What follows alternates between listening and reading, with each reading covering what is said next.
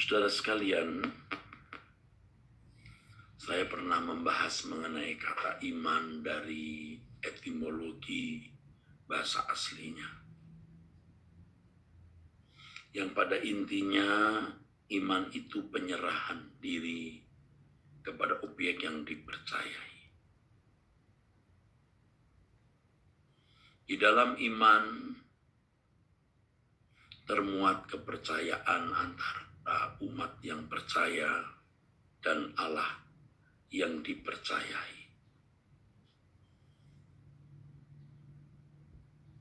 Allah menghendaki agar kita memiliki iman yang benar, penyerahan yang benar. Teladan yang paling hebat dalam kehidupan di jagat raya ini adalah Tuhan kita Yesus Kristus. Benar-benar Ia menjadi manusia sejati, saudara. Memiliki kegentaran terhadap realitas penderitaan. Sehingga anak Allah, anak manusia maksud saya, yang menjadi manusia seperti kita dalam segala disamakan, sempat berkata, jika boleh cawan ini lalu daripadaku. Ia berkata, hatiku sangat sedih, mau mati rasanya. Begitu ditulis di dalam Injil, saudara. Tetapi ia mengakhirinya dengan kalimat, bukan kehendakku yang jadi Bapa, tetapi kehendak-Mu. Dan sungguh kehendak Bapa yang jadi.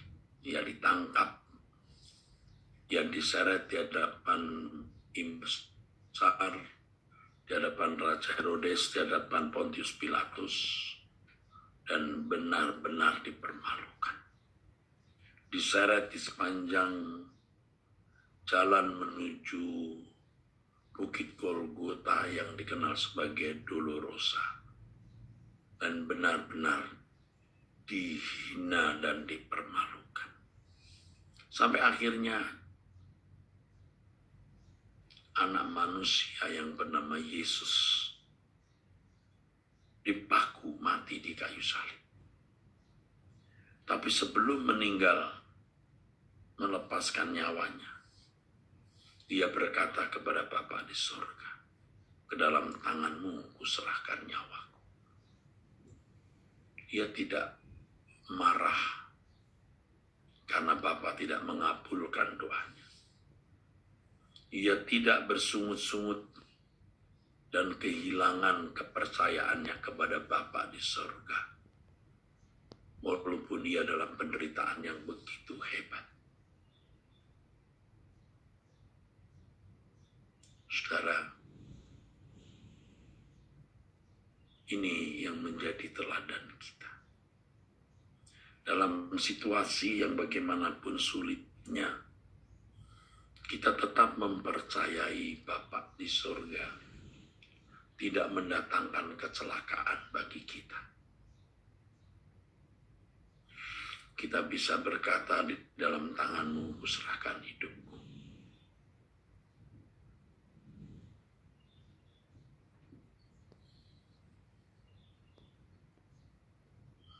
Saudaraku,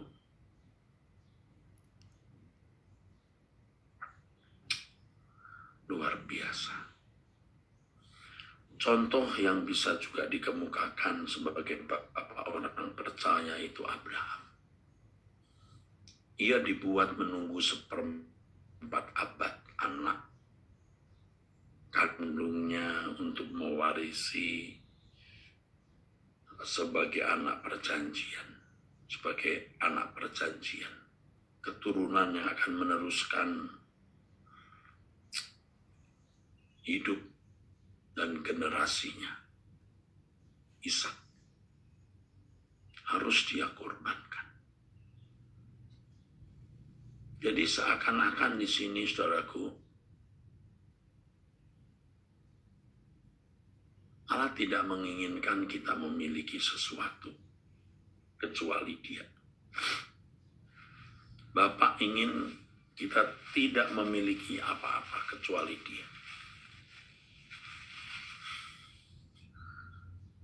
Tidak memiliki apa-apa kecuali Dia. Kita memiliki banyak, kita memiliki siapa-siapa, artinya orang-orang di sekitar kita, dari keluarga, teman, taulan, dan lain-lain. Kita memiliki uang, memiliki fasilitas, dan lain-lain. Tetapi Allah Bapa ingin kita tidak merasa memiliki apapun selain Dia. Artinya, saudara, walaupun kita memiliki apapun, sebanyak apapun, tanpa memiliki Dia itu sia-sia, saudara. Percuma. Nah, di sini kita melihat, saudaraku, betapa Allah dalam absolutnya menghendaki kita benar-benar melekat kepadanya.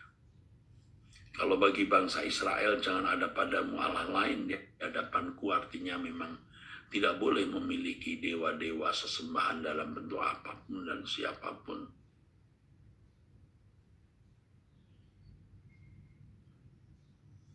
Ya saudaraku, tetapi memiliki Tuhan itu segalanya, saudara. Segalanya. Saya tidak bisa membahasakan secara lengkap apa yang ada di dalam batin saya, tetapi ini yang dapat saya katakan. Kita bisa memiliki banyak, apakah itu manusia, apakah itu harta, apapun. Tapi kita tidak merasa memiliki apapun kalau tidak memiliki Dia. Justru apapun dan siapapun menjadi berarti kalau kita memiliki Allah. Allah Bapa yang adalah sumber kehidupan. Oleh sebab itu, sering saya ajak saudara menyanyi lagu, lindungi aku, ku tak dapat jalan sendiri, pegang tanganku, hidup di hadirat-Mu, beri aku tempat di hadirat-Mu. Karena memang hanya Dia, Allah, kehidupan kita, saudara. Jadi tepat kalau pemazmur berkata, seperti rusa merindukan sungai yang berair, demikianlah jiwaku merindukan Engkau.